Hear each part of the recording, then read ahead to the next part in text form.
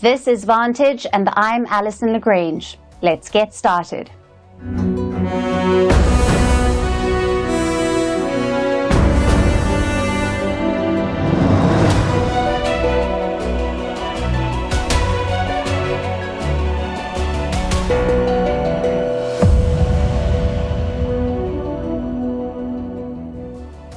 It began last Friday with Israel launching missile strikes on Iran. We're now on day 7, and the conflict is only escalating. This morning, Iran hit back, targeting a hospital in southern Israel. That came just hours after Israel struck 2 nuclear facilities inside Iran. Meanwhile, Donald Trump has approved strikes on Iran, but he is still holding back. Will he deploy the bunker buster bombs? Also on the show, Pakistan's Army Chief Asim Munir was at the White House yesterday. What did he discuss with the US President? Plus, Canada's new intel report admits it. Kalistani extremists are operating within its borders. A leaked phone call could topple Thailand's government, and Air India is cancelling flights at an alarming rate. What's going on? And finally, is ChatGPT making you dumb? A new report says yes. We will tell you why. All that and more, but first, the headlines. European and Iranian officials to hold nuclear talks tomorrow in Geneva. In attendance will be the foreign ministers of Iran, Britain, France, and Germany, as well as the European Union's top diplomat. The meeting comes amid calls for de-escalation in the Israel-Iran conflict. But US President Donald Trump says he is mulling whether to join the strikes against Tehran. Russian President Vladimir Putin will visit China later this year. He will hold talks with his Chinese counterpart in the beginning of September and attend a regional summit. Putin and Xi have deepened their ties since the Ukraine war began in 2022. In May, President Xi was Russia's guest of honor at a military parade held in Moscow. New Zealand's government halts aid to close partner the Cook Islands.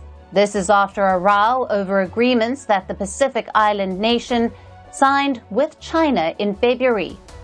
Wellington says payments will not be made until trust is restored.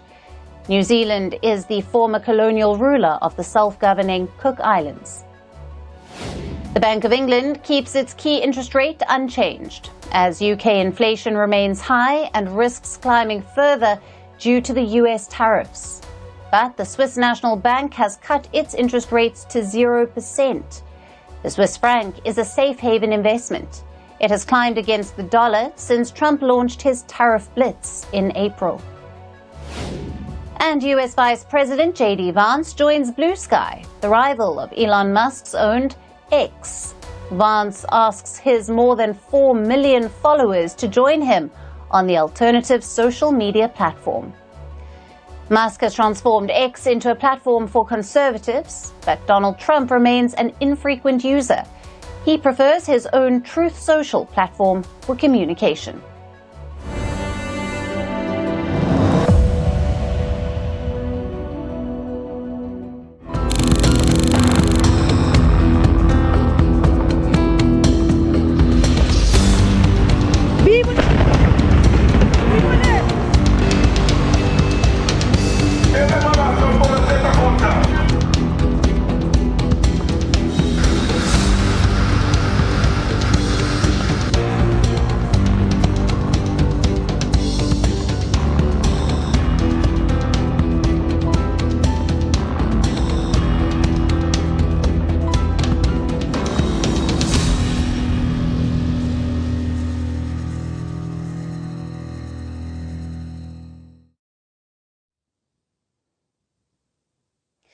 It is day 7 of the Israel-Iran conflict.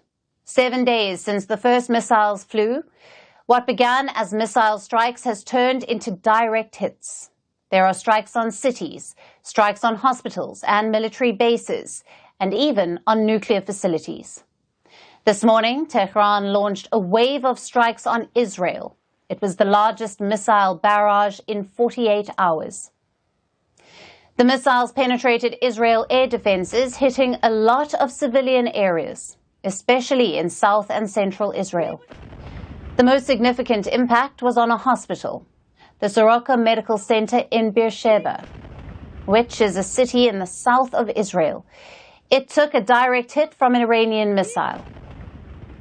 Soroka Medical Center was treating wounded Israeli soldiers, especially those wounded in Gaza. No deaths have been reported, but several people were injured. This morning, an Iranian ballistic missile directly hit the Soroka hospital in Beersheba. This hospital serves over 1 million Israelis, including Bedouins, Jews, Christians, and Arabs alike. Iran targeting civilian centers with ballistic missiles is no surprise for us. For Israel, this is a red line. The government calls it a criminal strike, saying Iran deliberately targeted a medical facility. Prime Minister Benjamin Netanyahu has vowed revenge. He says Iran will pay a heavy price. Sometimes to go to war in order to hit hard at the head of the snake, the head of the empire of evil, their heads, those who decided to launch, those who decided to run to a nuclear program to annihilate this place, those who decided to spread havoc and terror all over the world. No way, guys. We're here forever and we shall overcome. But Tehran tells a different story. Iran claims it was aiming for a military site located next to the hospital. It wasn't attacking the hospital, so Soroka was collateral damage. And that's not all. Other locations in Tel Aviv suffered heavy damage too, including Holon, where a missile landed between buildings.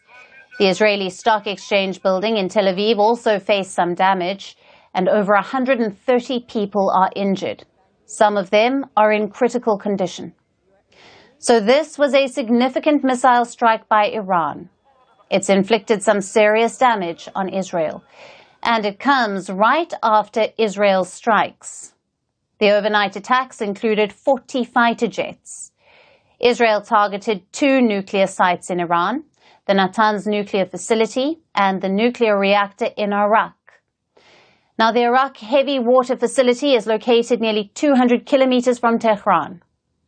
Work on it began in the 2000s, but it was later abandoned after the 2015 Iran nuclear deal. Iran wanted to commission the reactor by 2026. The IDF says the reactor is designed to produce high-yield plutonium, and this is used to make nuclear weapons, which is why they struck it. Tehran confirmed the strike, but insisted there was no radiation risk. There is no contamination in the region, as since a long time ago, necessary safety measures have been taken. The site had been evacuated and no human casualties have been reported, fortunately. Also, no residential have been hit and civilian areas remain unharmed. Iran has launched a complaint with the IAEA over these attacks. That's the UN nuclear watchdog.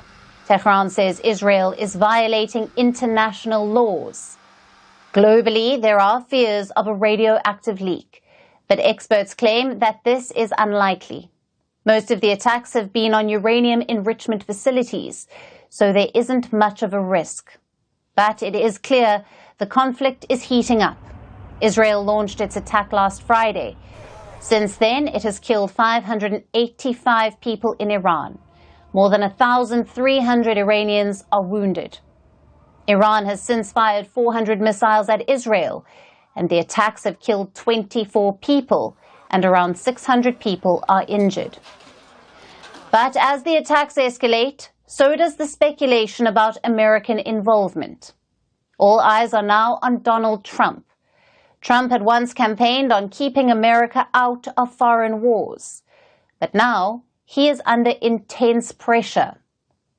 Behind closed doors, he's reportedly weighing a strike on Iran, a strike on Iran's Fordo nuclear facility, one that's buried deep beneath a mountain. And reports suggest that Trump has approved the strikes. But there's a catch. Trump is not pulling the trigger yet, in case Iran agrees to abandon its nuclear program. I have ideas as to what to do, but I haven't made a final. I like to make the final decision 1 second before it's due, because things change. I mean, especially with war, things change with war. It can go from one extreme to the other. There is also a lot of talk about regime change in Iran. Israel had earlier approved a plan to kill Ayatollah Ali Khamenei, the country's supreme leader. But reports suggest that Trump vetoed the plan. He himself also issued a threat to Khamenei. So right now, there is a lot of speculation. Israel's defense minister now says Khamenei can no longer be allowed to exist. Katz says eliminating Khamenei is one of the country's war goals. We set the goals of the war to be removing nuclear and destruction and missile threats, and in them the IDF was instructed and knows that in order to achieve them within the overall targets, this man should not continue to exist. Yesterday, the Russian president was asked about this, about a regime change in Iran. Moscow and Tehran are close partners, so this is what the Russian president had to say. What would be your reaction if Israel tries to kill Iranian supreme leader with, or without U.S. help? With your permission, I hope this will be the most correct answer to your question. I do not wish even to discuss such a possibility. Meanwhile, Iran is sending its own warning to Washington. Don't even think about getting involved. And in Tehran's view, the U.S. is already too close for comfort. It is stationed in bases across West Asia. Around 40,000 to 50,000 troops are in the region. The U.S. Embassy in Doha is now on high alert. Access to Qatar's Al Udeid Air Base has been restricted. So the message is very clear. Things could get messy very fast. What started as targeted strikes now looks like a war without rules. Each side is pushing a little further, testing red lines. And as the missiles keep flying, the question is, will the U.S. join the fight? The answers may be days or just a missile away.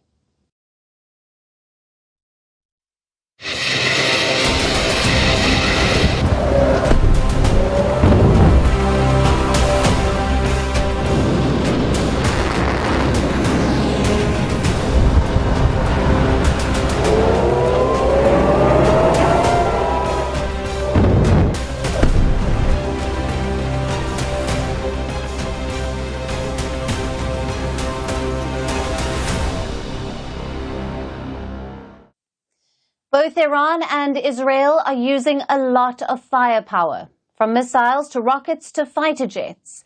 Tonight, we will take a closer look at these weapons. Starting with Iran's latest salvo, on Wednesday, Tehran claimed to have fired a hypersonic missile called the Fatah-1. This missile was first unveiled in 2023. It was named by the Supreme Leader himself. The Fatah-1 is around 12 meters long. It can travel up to 1,400 kilometers and can carry up to 200 kilograms of explosives. But why is it called hypersonic? Because these missiles can travel 5 times faster than sound, which is around 6,100 kilometers per hour. Iran says it used these missiles against Israel, but experts are not convinced. You see, every ballistic missile reaches hypersonic speed. That doesn't make it a hypersonic missile. For that, the missile must also be nimble. It must be able to evade enemy air defenses. And experts are unsure if Iran's Fatah-1 can do that. Nonetheless, it's a lethal weapon. Put together, Iran is said to have 3,000 ballistic missiles. Not all of them can reach Israel. The distance is more than 1,000 kilometers. So only the longer-range missiles can strike Israel. And which are they? First, you have the Imad missile. It has a range of up to 1,700 kilometers, and it can carry a 750-kilogram warhead. Then there is the Khyber Shekan missile. This was unveiled in 2022. It has a range of up to 1,700 kilometers and can carry a 500-kilogram warhead. Another missile is the Haj Qasem. It's named after the slain Quds Force chief Qasem Soleimani. It can fly up to 1,400 kilometers, and it has a payload of 500 kilograms. Finally, you have the longest range missiles. These can travel up to 2,000 kilometers. Like the Ghadar and the Sejil and the Khorram Shahar, it's not clear which of these missiles Iran has fired so far. And don't forget the drones. Iran has used hundreds of kamikaze drones at Israel. These are basically suicide drones. They crash into the targets and explode. Reports say Iran has fired at least 2 types of drones, the Shahed 136 and the Arash 2. These can fly more than 1,000 kilometers, but unlike rockets or jets, they do not have boosters. They have propellers. Some of these drones take up to 9 hours to reach Israel. Hence, they are easy to shoot down, and Iran knows this. They are using the drones to overwhelm the Israeli air defenses, to create a window for the missiles to hit, which brings us to the other side. What sort of weapons is Israel using? Last Friday, they deployed around 200 fighter jets. That's around 60% of their total fleet. This included a combination of American jets, the F-35, the F-16, and the F-15. Israel has air superiority over Iranian skies, which means they can carry out manned operations. On Wednesday, 50 fighter jets were used to bomb targets in Tehran. Some killer drones are also in the mix, like the Hermes 900 drone. One of these was shot down by Iran this week. Now, unlike Iranian drones, these are not kamikaze weapons. They are combat drones. The Hermes 900 can fly at a height of 30,000 feet. It can stay in the air for up to 30 hours. And capabilities? It can do surveillance. It can carry out reconnaissance. It can also carry out combat missions, because this drone can carry missiles. Now we come to the defense of weapons. Israel has a multi-layer air defense system. Now, these use interceptors to destroy projectiles in the air. Basically, they fire missiles at other missiles. I'm sure you know about the Iron Dome, but this time the focus is on the upper layers of the system, the Arrow 2 and 3. These systems intercept ballistic missiles. The problem is, Israel could be running low on interceptors. The US is trying to replenish the reserves, but can they do it fast enough? One US official says Israel cannot keep this up much longer, maybe 10 to 12 days. That's it, which really sums up the story here. This war is a battle of numbers. Ground troops and naval assets have not played a role. It's about missiles and air defenses. Iran has the biggest missile stockpile in the region, but Israel has managed to destroy some of those weapons. Plus, they have targeted the launchers used to fire these missiles. On the other side, Israel is running low on air defenses. The difference is, Israel can turn to America. Iran has no one to turn to. We have mentioned many factors that could determine the result of this war. Depletion of weapons could be one of them.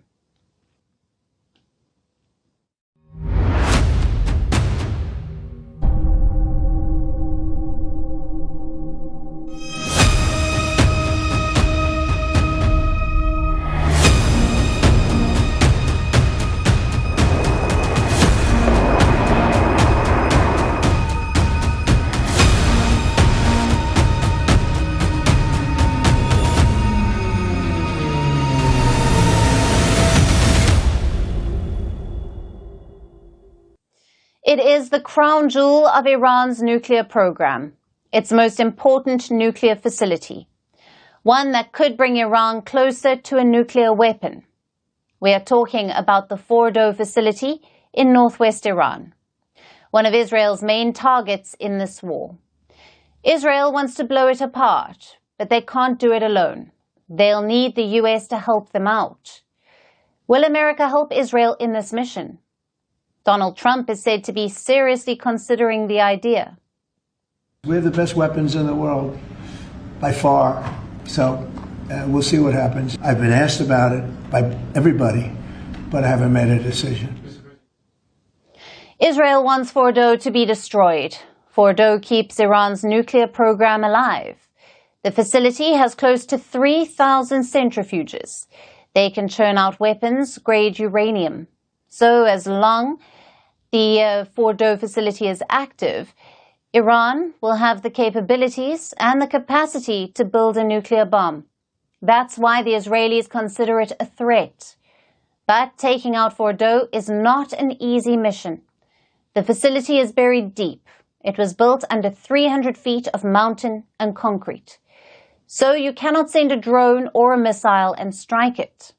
Israel has considered all options. They even thought about sending in commandos. The idea was shared with Trump. Israel proposed loading up helicopters and sending soldiers to Fordo facility. Now they would fight their way into the plant and blow it up. Israel shared this option with Trump, but he dismissed the idea. So there is only one feasible option now, deploying the bunker buster bombs. What are they? Now these are specialized weapons. They are built for one purpose. They are designed to hit targets hidden deep underground, just like the Fordo plant. Like we discussed before, this site is 300 feet below land. Conventional bombs can't reach that far. You need a weapon that can break through layers of rock and concrete. Experts say there is only one bomb that can do that, and there's only one plane that can carry this bomb. Only the US has both the bomb and the plane. The bomb is called the GBU-57. It's also known as the Massive Ordnance Penetrator. It is 6 meters long. It weighs around 13,600 kilograms. Now, this weapon has never been used in battle before, but reports say it can do the job with pinpoint accuracy. In the case of the Massive Ordnance Penetrator, it is the only weapon in anyone's arsenal globally that's able to successfully target and potentially even eliminate facilities like Fordo. The bomb will be carried on this plane, a B-2 stealth bomber. It can carry 2 GBU-57s. So if the US has to do this, how would it go about it? The US can conduct multiple strikes if needed to take out Fordo. The US Air Force says that multiple bunker busters can be dropped in sequence, either by one aircraft or by several.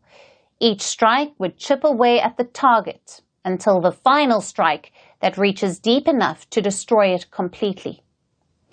But even with such a powerful weapon, there is no guarantee of success. All these scenarios are theoretical for now.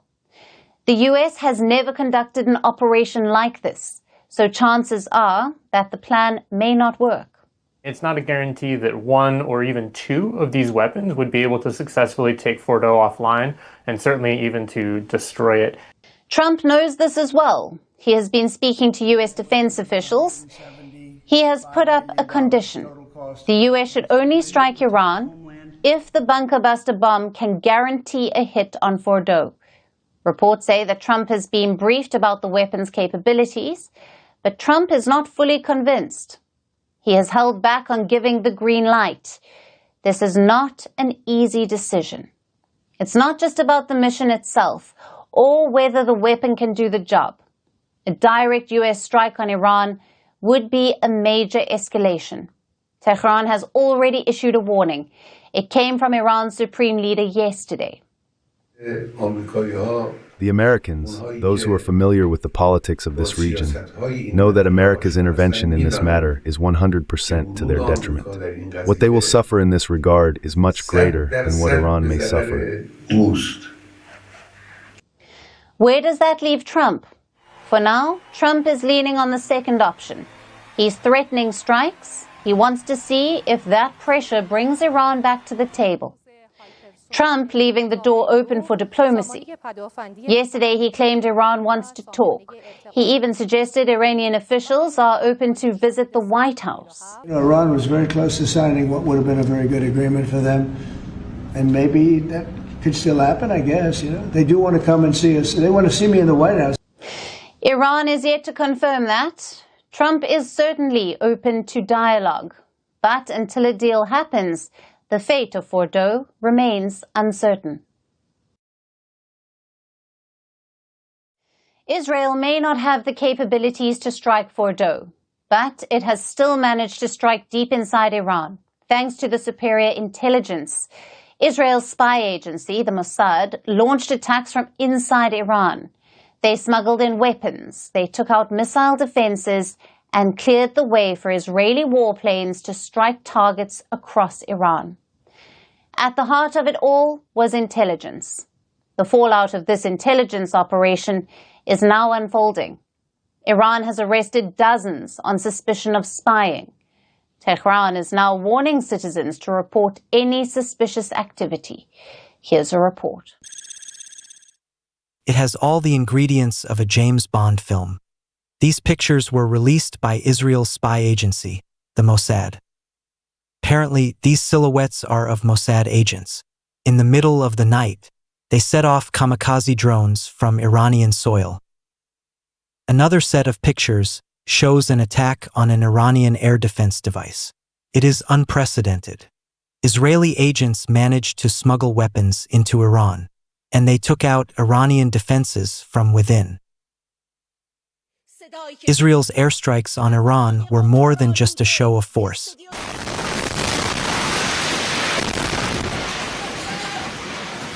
They were strategic, they were planned, and they were deeply coordinated. According to Israeli officials, the agents set up a launch base inside Iran itself, a base used to deploy explosive drones. Those drones targeted missile launchers near Tehran. But that was just the beginning. Precision weapons were smuggled into the country. They took aim at Iran's surface-to-air missile systems. And once those defenses were down, Israel's Air Force moved in. Over 200 warplanes launched more than 100 strikes last Friday. Israeli planes hit targets across the Iranian airspace. And according to Israel, every single aircraft returned home. Without a single loss, it was a display of air superiority, hundreds of miles deep into enemy territory. But the foundation of this mission was laid by intelligence.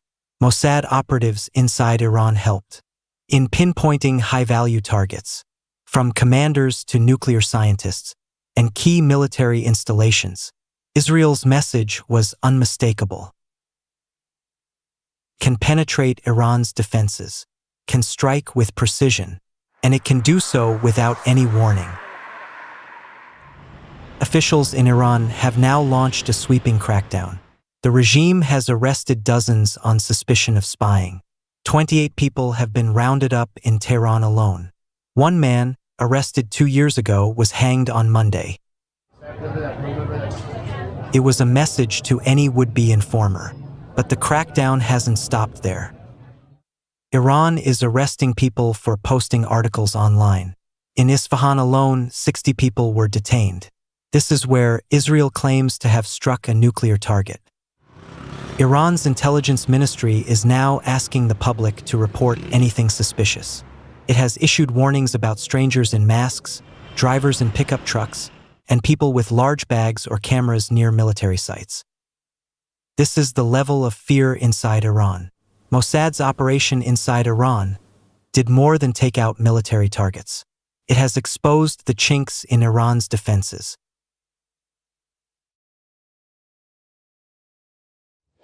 Americans see the White House as sacred, as a place for respect, diplomacy and grace. But it looks like they made an exception yesterday, because President Trump hosted Pakistan's army chief at the White House. We're talking about Field Marshal Asim Munir. He joined Trump for lunch yesterday. The event was not open to the media.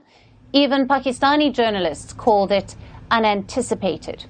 We heard several theories about why this was happening, from Iran to terrorism to business. But it turns out it could be a lot simpler.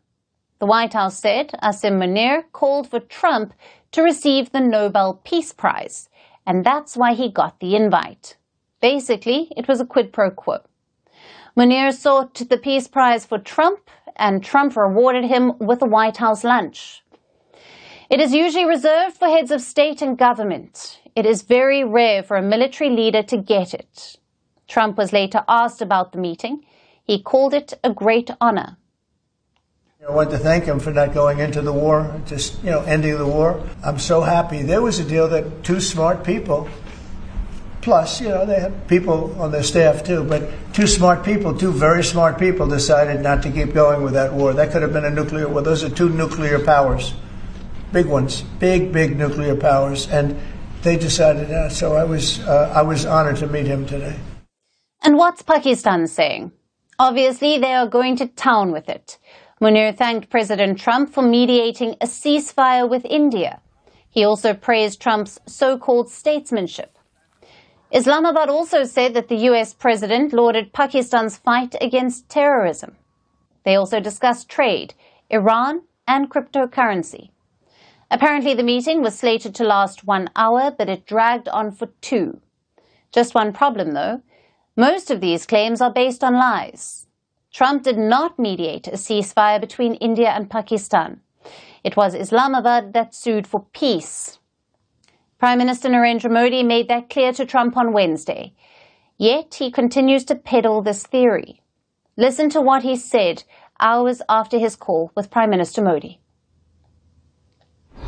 Between Pakistan, I love Pakistan. I think Modi is a fantastic man. I spoke to him last night. We're going to make a trade deal with Modi of India. But I stopped the war between Pakistan and India. This man was extremely influential in stopping it from the Pakistan side, Modi from the India side, and others. Coming back to the White House lunch, it's not clear what the exact objective is. Several theories are floating around. One suggests that Trump needs Pakistan's help against Iran, but this seems unlikely at the moment. Pakistan has strongly condemned Israel's attacks. It has also expressed full solidarity with Iran. After such statements, would Pakistan help America attack Iran? Knowing Islamabad, yes. But would they telegraph that message to the whole world, or would they keep it covert? The second option is more likely. Another theory talks about China. Pakistan has a very close tie with China.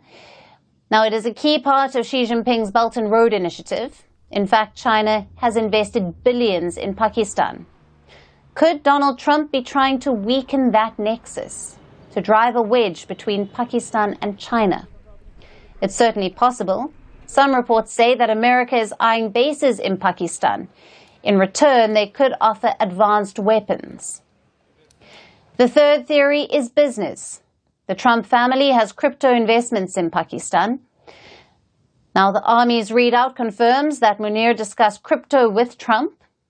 These are some of the theories floating around. Of course, with Trump, there is always a fourth possibility.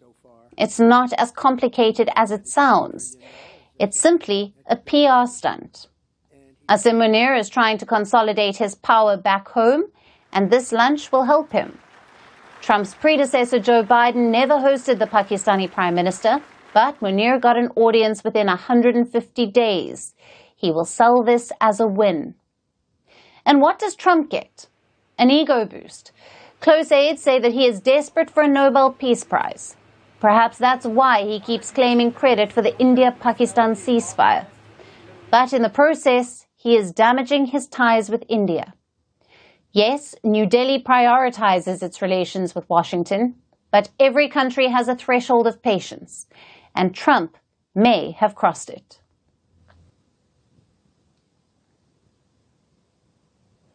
And staying with India's diplomatic challenges, let's talk about Canada. Their intelligence agency published an annual report yesterday, and there's good news and bad news. We'll focus on the good news first. The report admits the presence of Kalistani extremists in Canada. Let me quote what it says. A small group of individuals are considered Kalistani extremists because they continue to use Canada as a base for the promotion, fundraising, or planning of violence, primarily in India. Now, we can debate whether the threat is small or not, but the admission is significant. Former Prime Minister Justin Trudeau was reluctant to admit this. Kalistanis used to threaten Indian diplomats. They would call for violence, yet Trudeau did not act against them. He called it freedom of speech. We checked last year's intelligence report. That doesn't even mention the word Khalistan. This year's report mentions it 9 times. It admits the long-standing threat of this movement. Again, let me quote. Since the mid-1980s, the political extremism threat in Canada has manifested primarily through Canada-based Kalistani extremists seeking to use and support violent means to create an independent nation-state called Khalistan. Now, just to be clear, this isn't a condemnation of the movement. Canada is only opposing violent Kalistani advocacy. They say non-violent advocacy is fine. Ideally, even that shouldn't be okay. No country should platform separatists, violent or non-violent. Nonetheless, it's a good start. At least there is agreement on the threat. Which brings us to the bad part. The report names India as a foreign interference threat. It has been clubbed with Iran, China, Russia, and Pakistan. Pakistan's addition is new. They did not feature in last year's report. Let me quote what it says this time. Pakistan conducts foreign interference against Canada to promote political insecurity and economic stability in Pakistan and to counter India's growing global influence. Again, that's a big admission. Canada says Pakistan is targeting India in Canada. It's not clear how at this point. Is it by promoting Kalistani terrorists? Is it by funding anti-India organizations? Unfortunately, the report does not elaborate. But coming back to India, the report says Canada must be vigilant about alleged Indian meddling. It also links India to the murder of Hardeep Singh Nijjar. He was a designated Kalistani terrorist. Canada says India ordered his murder. Of course, New Delhi has rejected these claims. They have also offered to cooperate if evidence is given. The question is, how should India see this report? As progress or setback? This week, Prime Minister Modi met with his Canadian counterpart, the newly elected Prime Minister Mark Carney. Both leaders decided to exchange high commissioners, and they also promised to restart trade talks. Before that, Canada and India also agreed on a security deal. It promotes police cooperation and intelligence sharing. The idea is to crack down on extremists. So progress has been made in this relationship. In that context, this report sends 3 messages to India. Number 1, Canada hears some of India's concerns, which is why Khalistan has been named in this report. Number 2, Canada may condemn Kalistani violence, but they will not abandon the cause, nor will they call off the Nijjar probe. And number 3, Canada could be looking at a different approach to Khalistan. Trudeau had a sensationalist approach. Mark Carney seems to be going for a pragmatic approach. Whether India agrees remains to be seen.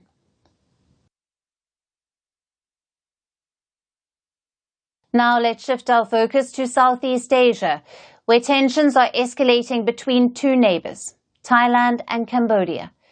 The 2 countries have long-standing border dispute. A few weeks ago, armed forces of both countries exchanged fire in a contested area along the border, and 1 Cambodian soldier was killed.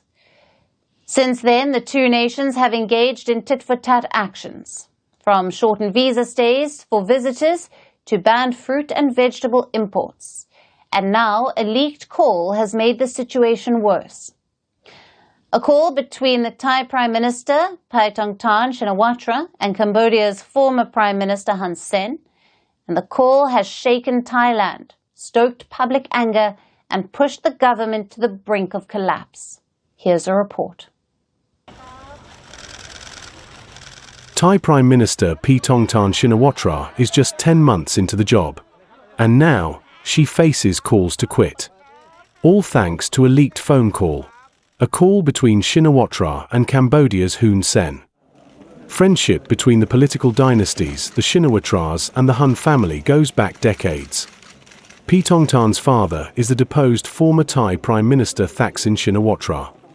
Meanwhile, Hun Sen was Cambodia's strongman prime minister for 3 decades. Both consider each other godbrothers.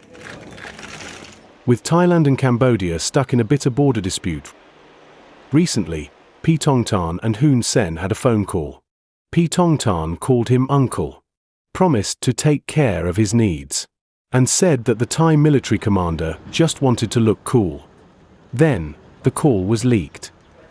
Hun Sen says that he had shared the audio clip with 80 politicians, and one of them leaked it.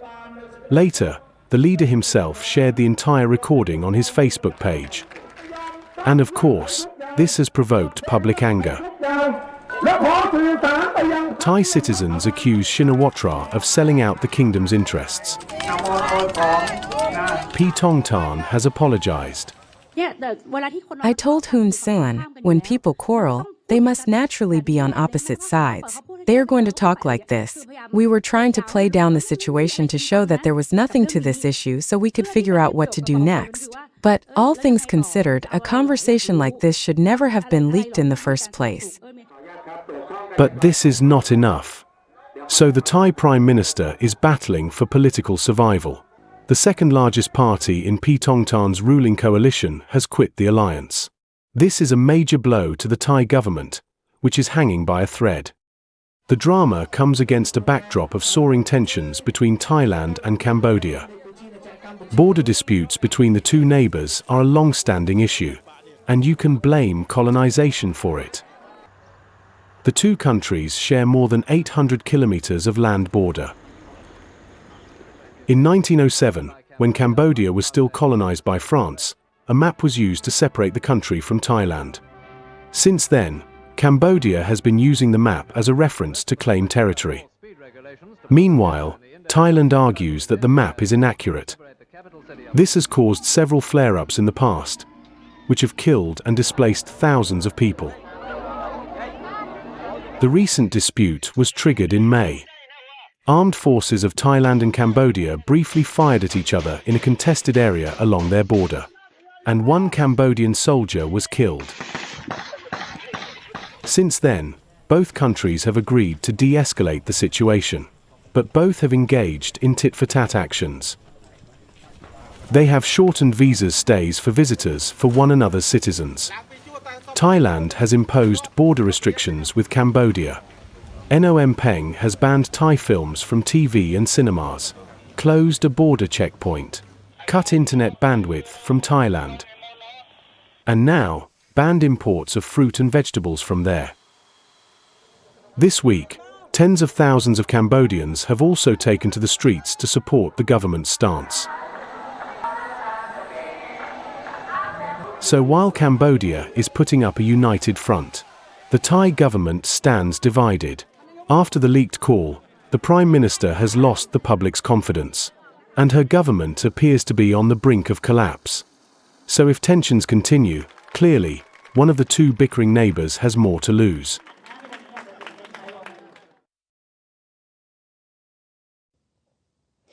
Air India is in deep crisis. What began as a routine flight from Ahmedabad to London on the 12th of June ended in a national tragedy. 241 people were killed, but what followed was not just grief, but a full-blown aviation emergency. Flights are being grounded, safety checks are tightening, and the black box is being flown to the US for analysis. In the meantime, Air India is slashing 15% of its wide-body fleet for international routes, triggering fresh travel disruptions. As the turbulence grows, so do the questions. What really went wrong? And where does India's national carrier go from here? Our next report has the full story. Just a few weeks ago, Air India was cruising on optimism. Under the Tata Group's stewardship, the airline was beginning to dust off its past. New planes were joining the fleet. Cabin upgrades were underway. Even the branding had taken a slick, modern turn. Air India was finally flying into a new chapter, or so it seemed.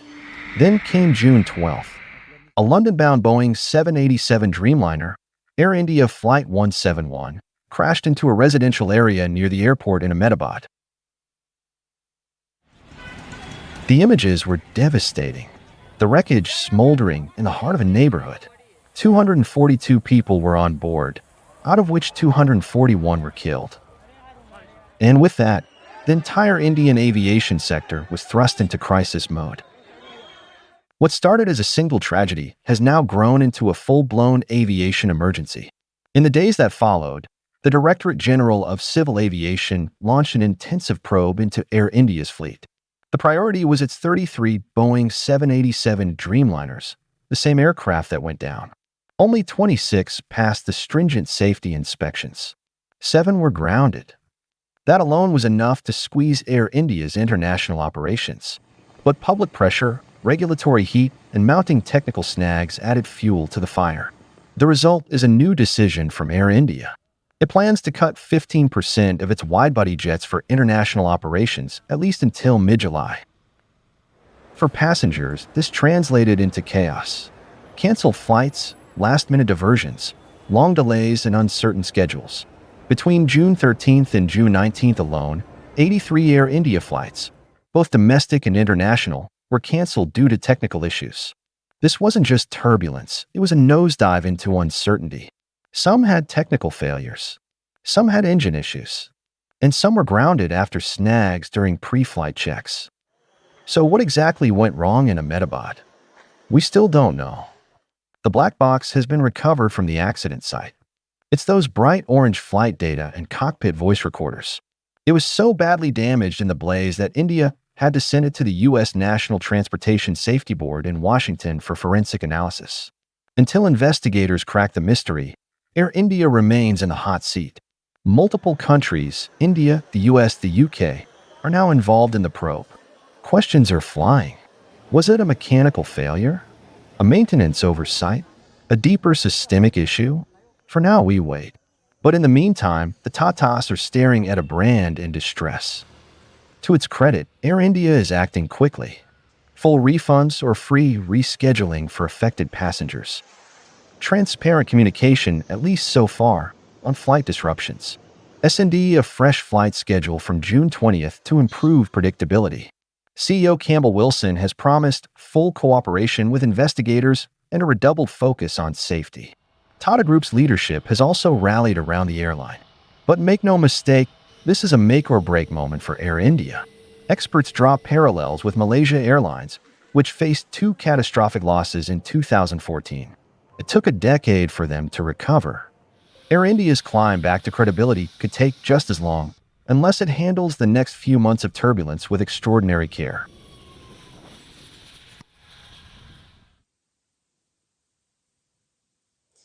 Every incompetent government faces 2 choices.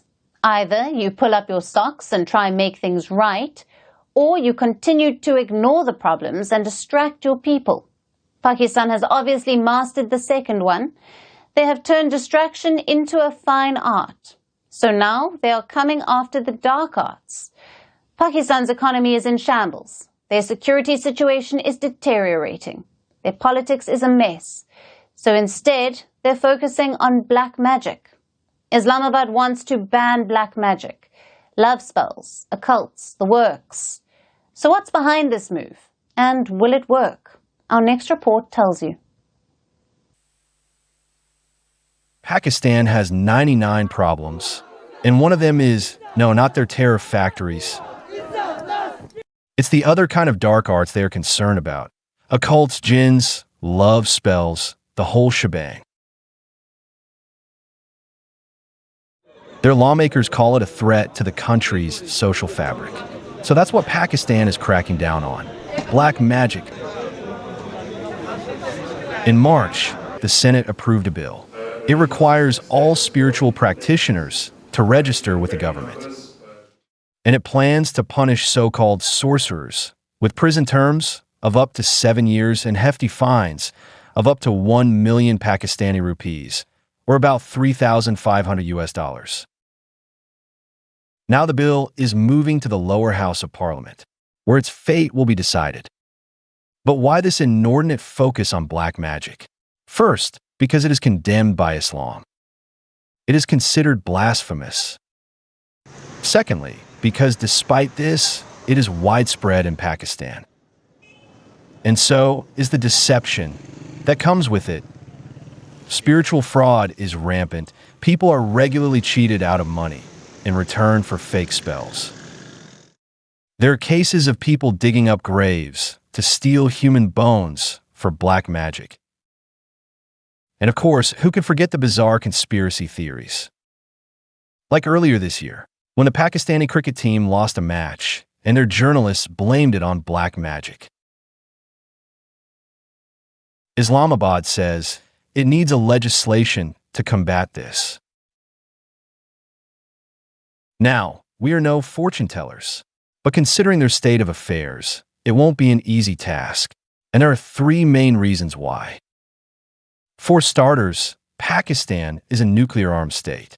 But in this country, political leaders don't just follow orders from the army. They consult faith leaders before taking decisions, and sometimes even marry them. You probably know who I'm talking about. Former Pakistani Prime Minister, now jailed, Imran Khan. His marriage to Bushra Bibi, his 3rd wife, has generated wild gossip for years now. Bibi has been accused of black magic and witchcraft, of influencing crucial political decisions, of giving Khan advice during high-profile meetings. Sure, it wasn't that good of an advice, considering the cases and jail time. So Pakistan has all kinds of believers, the corrupt, the rich, and the poor. A mere law will not cast a spell on them.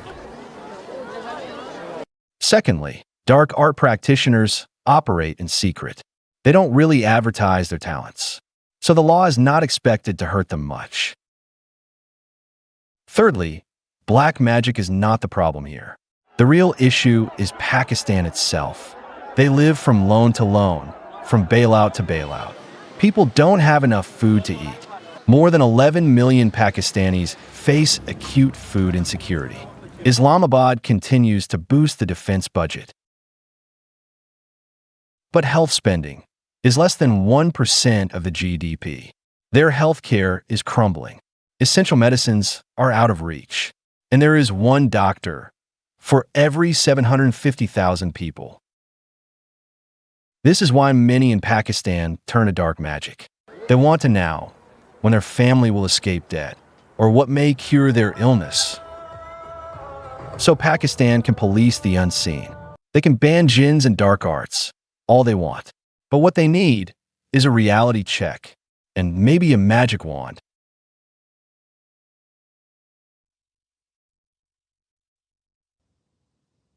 Now let's talk about ChatGPT and AI.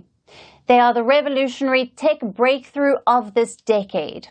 AI is quick, it's convenient, but they could be making us dumb. A new study from MIT has raised alarms about ChatGPT and how it affects the way we think. Researchers tracked brain activity in students writing essays. Those who used ChatGPT showed the lowest brain engagement. Their work was labeled soulless, and their thinking barely active. When they were asked to rewrite their essays, most couldn't even remember what they wrote. The study warns too much AI could kill creativity. The researchers behind it are not against AI. Instead, they argue tools like ChatGPT should be a second brain and not a substitute for your own. Here's a report. Back in the day, people would turn to books and dictionaries when they had to write an essay. When they wanted to write a poem, they would look into their hearts and pour their feelings onto paper. But now, all it takes is one simple prompt on ChatGPT. It is surely convenient, but here's the truth. This tool could be making you dumb. Researchers at MIT have conducted a study. 54 people aged 18 to 39 from the Boston area were involved in it. Over a course of several months, they were asked to write multiple college-level essays. These people were split into 3 groups.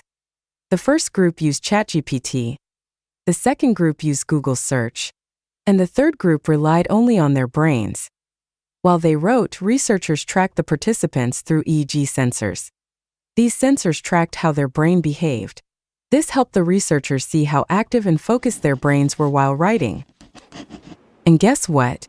The brains of those using ChatGPT were least active. These participants consistently underperformed. They had the lowest brain engagement. Their essays were termed soulless. In comparison, those who used no tools, their brains were significantly more active. They were found to be more creative and curious. Their essays had more original thought. They also felt more proud of their work. What about those who used Google Search? They fared better than those using ChatGPT. These participants showed high brain activity. They practiced active thinking when they searched and used the information. In the next stage of the study, the group using ChatGPT fared even worse. They were asked to rewrite their essays, but this time without the AI tool. Most of them couldn't even remember what they had written. The study suggests that using AI too much can make people lazy, especially for kids and teenagers. If they rely on ChatGPT regularly, they might stop thinking deeply or being creative. Many schools in the US share this fear. In 2023, they had banned the use of ChatGPT in classes. Teachers felt it could encourage cheating, and the tool didn't help students build thinking or problem-solving skills. Similarly, in the UK, many students were caught using ChatGPT to cheat. Researchers at MIT say using AI is not wrong, but it must be used wisely. They advise schools shouldn't rush to use AI in classes, especially when the students are young. They suggest AI should be used like a second brain, and not as a replacement for your real one.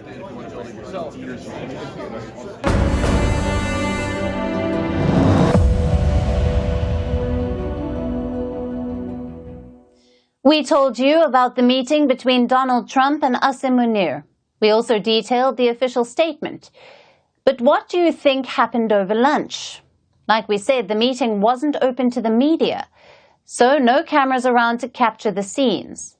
But don't worry, social media has some answers. Users have let their imagination run wild on the internet. Here's what they think happened at lunch.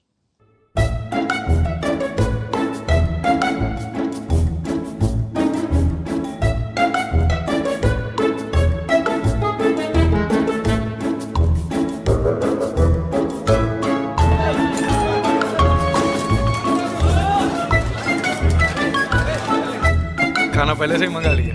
हाँ, bill तो आपको ही देना पड़ेगा।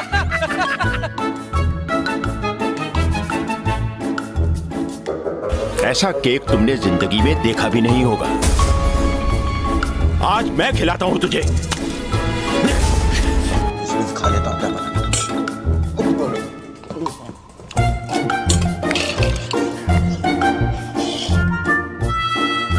अरे ये तो नमूना है। इनके बाकी बंगलों के सामने ये घोड़े का तबेला है। घिस घिस के नहाना पड़ा, तब कहीं बदबू गई मेरे बदन से गरीबी की। अरे गरीब दोस्त, ये चिकन, ये लो मेरे गरीब दोस्त, ये लो एक बार रसमलाई थोड़ी सी मेरे हाथ से।